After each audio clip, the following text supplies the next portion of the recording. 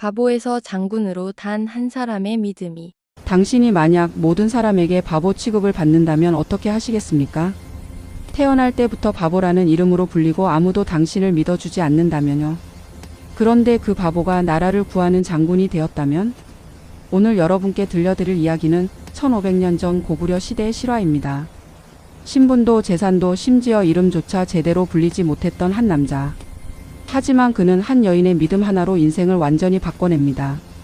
그리고 결국 역사에 영원히 기록되는 장군이 되었죠. 이 남자의 이름은 바로 온달. 시청자 여러분, 영상 시작하기 전에 작은 부탁 하나 드리겠습니다. 이런 감동적인 역사 이야기 더 많은 분들께 전하고 싶은데요. 구독 버튼 한번 눌러주시고 좋아요도 꾹 눌러주시면 정말 큰 힘이 됩니다. 알림 설정까지 해두시면 다음에도 좋은 이야기로 찾아뵙겠습니다. 그럼 지금부터 온달의 놀라운 인생 역전 스토리 함께 시작하겠습니다. 자, 그럼 이제 시간을 1500년 전 고구려로 되돌려 보겠습니다. 그곳엔 한 남자가 살고 있었습니다. 사람들은 그를 진심으로 바보라고 믿었습니다. 고구려의 수도 평양성 외곽. 성벽 밖 누추한 움막 하나가 있었습니다. 그곳에 온달이라는 남자가 홀어머니와 함께 살고 있었죠. 온달의 하루는 이랬습니다. 새벽같이 일어나 산에 나무를 하러 가고 그걸 팔아 근근히 끼니를 이어갔습니다. 옷은 누더기였고 얼굴엔 늘 그을음이 가득했습니다. 마을 사람들은 온달을 보면 이렇게 말했습니다. 저기 바보 온달이 지나간다. 온달아, 오늘은 또 뭘 하다가 넘어졌냐? 아이들조차 그를 보며 손가락질했습니다. 왜 사람들은 그를 바보라고 불렀을까요? 온달은 말이 좀 느렸습니다. 행동도 굼뜨고 눈치도 없었죠. 하지만 그게 전부였습니다. 그저 배우지 못했고 가난했을 뿐이었습니다. 그런데 온달에겐 한 가지 변하지 않는 게 있었습니다. 바로 어머니를 향한 마음이었습니다. 어머니, 오늘 시장에서 엿 하나 샀어요. 드세요. 병든 어머니를 위해 온달은 하루도 빠짐없이 일했습니다. 사람들이 뭐라 하든 그는 묵묵히 자기 삶을 살아갔습니다. 그런 온달을 아무도 주목하지 않았습니다. 아무도 그가 특별한 사람이 될 거라고는 생각하지 못했죠. 하지만 운명은 이미 그를 향해 다가오고 있었습니다. 바로 그때 평양성 안쪽 궁궐에서는 이상한 일이 벌어지고 있었습니다. 왕의 딸 평강공주가 눈물을 그치지 않았던 것입니다. 평강공주. 고구려 평원왕의 딸이었습니다. 궁궐에서 태어나 귀하게 자란 공주였지만 그녀에겐 한 가지 문제가 있었습니다. 너무 자주 울었던 것이죠.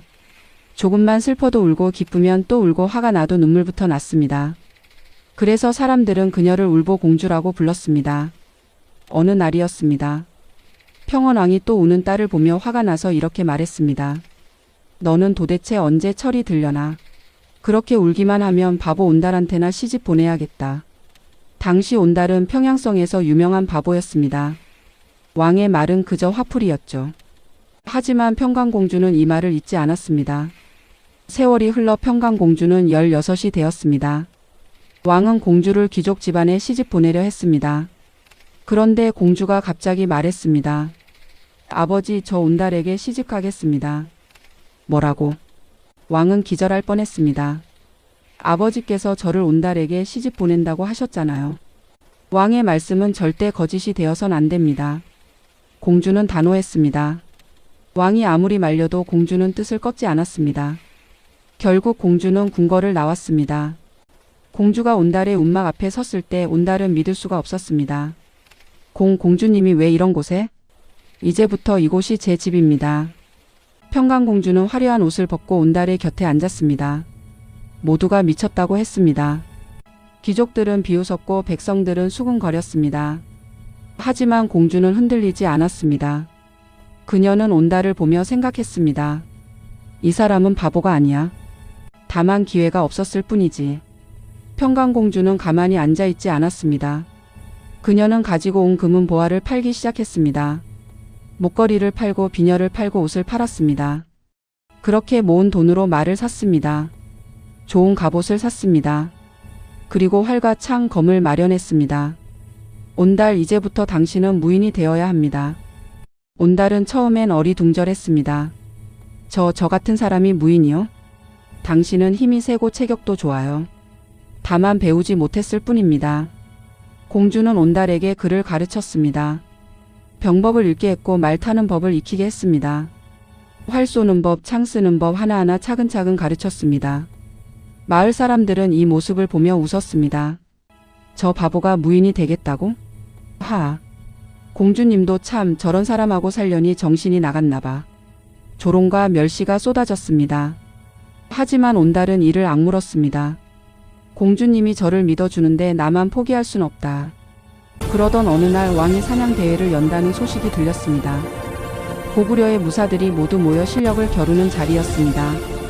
평강공주가 말했습니다. 온달, 이제 당신 실력을 보여줄 때입니다. 온달은 떨렸습니다. 하지만 공주의 눈빛을 보며 고개를 끄덕였습니다. 알겠습니다. 드디어 온달이 세상 앞에 나서는 순간이 다가왔습니다. 사냥 대회가 열린 날 귀족들과 무사들이 모여들었습니다. 화려한 갑옷을 입은 장수들, 명마를 탄 귀족들로 가득했습니다. 그 속에서 온달은 초라해 보였습니다. 갑옷은 새 것이었지만 그의 얼굴엔 아직 자신감이 없었습니다. 귀족들이 수군거렸습니다. 저게 바보 온달이라며? 공주랑 살고 있다는? 웃기는 일도 다 있네. 나팔소리가 울렸습니다. 사냥이 시작되었습니다. 무사들이 말을 달려 숲속으로 뛰어들었습니다. 온달도 말에 올라탔습니다. 처음엔 말이 잘 따르지 않았습니다. 하지만 그는 공주가 가르쳐준 대로 차분히 고삐를 잡았습니다. 그리고 숲으로 들어갔습니다. 해가 저물 무렵 사냥꾼들이 돌아왔습니다. 귀족들은 저마다 멧돼지와 사슴을 잡아왔습니다. 자랑스럽게 전리품을 늘어놓았죠. 그런데 온달이 나타났을 때 모두가 입을 다물었습니다. 온달의 말 뒤에는 커다란 호랑이가 매달려 있었던 것입니다. 저게 호랑이를 잡았다고. 평원왕도 놀랐습니다. 저 자가 진짜 온달이냐? 그날 이후 온달을 보는 시선이 달라지기 시작했습니다. 사람들은 더 이상 그를 바보라고 부르지 않았습니다. 온달이 호랑이를 잡았다더라. 어쩌면 저 사람 정말 대단한 무사가 될지도 몰라. 온달은 조금씩 자신감을 얻어갔습니다. 그리고 더 열심히 훈련했습니다. 아침부터 밤까지 쉬지 않고 무예를 닦았습니다. 평원왕도 온달을 다시 보기 시작했습니다. 내가 저 자를 바보라고만 생각했구나. 하지만 딸의 눈은 나보다 정확했어. 왕은 온달과 평강공주의 혼인을 정식으로 인정했습니다. 그리고 온달에게 작은 관직을 내렸습니다. 온달은 감격했습니다. 공주님, 이 모든 게 공주님 덕분입니다. 아니에요, 온달. 이건 당신 스스로 이뤄낸 거예요. 하지만 이건 시작에 불과했습니다. 진짜 시련은 이제부터였습니다. 그로부터 몇 년 후 고구려의 먹구름이 드리웠습니다. 북쪽에서 돌궐족이 쳐들어왔고 남쪽에서는 신라가 국경을 위협했습니다. 가장 큰 문제는 서쪽이었습니다. 한강 유역을 신라에게 빼앗긴 것이 고구려의 큰 상처였죠. 평원왕은 회의를 열었습니다. 한강을 되찾아야 한다. 누가 나서겠는가? 온달이 앞으로 나섰습니다. 폐하, 제가 가겠습니다. 귀족들이 웅성거렸습니다. 온달이 나서겠다고? 아직 큰 전투 경험도 없는 자가. 하지만 온달은 물러서지 않았습니다. 저는 천한 신분에서 이만큼 올라왔습니다. 이제 제가 나라를 위해 무언가 해야 할 때입니다. 평원왕은 고개를 끄덕였습니다. 좋다. 온달, 그대에게 군사 3천을 주겠다. 한강을 되찾아오라. 출정 전날 밤 평강공주가 온달의 갑옷을 손수 입혀 주었습니다. 공주님, 제가 꼭 한강을 되찾아오겠습니다. 공주는 잠시 침묵하다가 말했습니다. 온달, 한강보다 중요한 건 당신이에요. 꼭 살아서 돌아와요.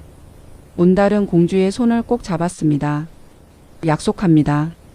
그렇게 온달은 전장으로 떠났습니다. 온달의 군대는 신라군과 맞닥뜨렸습니다. 신라군은 온달을 얕잡아 봤습니다. 저자가 그 유명한 바보 온달이라며? 하지만 전투가 시작되자 상황은 달라졌습니다. 온달은 앞장서서 싸웠습니다. 창을 휘두르고 말을 몰며 적진을 무너뜨렸습니다. 그의 용맹함에 고구려 병사들의 사기가 치솟았습니다. 온달 장군을 따르라. 첫 전투에서 온달은 승리했습니다. 그 뒤로도 온달은 계속 이겼습니다. 한 번, 두 번, 세 번. 신라군은 온달의 이름만 들어도 두려워했습니다. 고구려 조정에서는 온달의 이름이 오르내리기 시작했습니다. 온달이 또 이겼다고 합니다. 정말 대단한 장수로다. 하지만 전쟁은 그렇게 호락호락하지 않았습니다. 진짜 시련이 다가오고 있었습니다. 온달은 한강 유역 깊숙이 진격했습니다. 이제 조금만 더 나아가면 한강을 완전히 되찾을 수 있었습니다. 하지만 신라도 가만히 있지 않았습니다. 신라는 정예 부대를 보냈습니다. 그리고 함정을 파놓았습니다. 온달의 군대가 좁은 계곡을 지날 때였습니다. 갑자기 사방에서 화살이 쏟아졌습니다. 매복이다. 방어하라. 온달은 재빨리 명령을 내렸습니다. 하지만 적은 너무 많았습니다. 고구려 병사들이 하나둘 쓰러지기 시작했습니다. 혼란 속에서 온달은 앞장서서 적과 맞섰습니다. 물러서지 마라. 나를 따르라. 그때였습니다. 어디선가 날아온 화살 하나가 온달의 가슴을 뚫었습니다. 온달이 말에서 떨어졌습니다. 병사들이 달려왔습니다. 장군님, 장군님 정신 차리십시오. 온달은 피를 흘리며 말했습니다. 물러서지 마라. 한강을 되찾아야 한다. 부하들이 울먹였습니다. 장군님 우선 후퇴해야 합니다. 아니다. 내가 여기서 죽더라도 한강은 되찾아야 한다. 온달의 눈빛은 끝까지 흔들리지 않았습니다.